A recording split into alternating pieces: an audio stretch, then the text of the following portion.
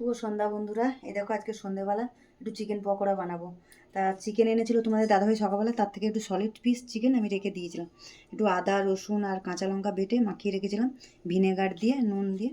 তা এটা এখন ওই যে ডিম দিয়েছে, একটু কর্নফ্লাওয়ার দিয়েছে, দিয়ে আর পকোড়া ভেজে দেবো, মেয়েকে সন্ধ্যেবেলা খাবে। তাই যে ভাজা বসিয়ে দিচ্ছি, যে কড়াতে সাদা তেলও দিয়ে দিচ্ছি, তেল গরম হয়ে গেছে। আর এই যে ভাজতে বসিয়ে দিচ্ছি। চলো কটা ভেজে নিই, পরে আবার দেখাচ্ছি। চলো বন্ধুরা, এই যে হালকা লাল হয়েছে, গ্যাসটাকে কমিয়ে রেখে একটু কমিয়ে রাখলে ভালো করে ভেতরটা সেদ্ধ হবে চিকেনগুলো। এবারে হালকা লাল হয়ে গেছে, আর একটু কড়া করে লাল করবো, একটু গ্যাসটা বাড়িয়ে দেবো, দিয়ে একটু কড়া করে লাল করে। চলো এই দেখো লাল করে ভেজে নিয়েছি, এবার তুলে নিই একটা প্লেটে তুলে, আর সস দিয়ে চলো মেয়েকে দেবো খেতে।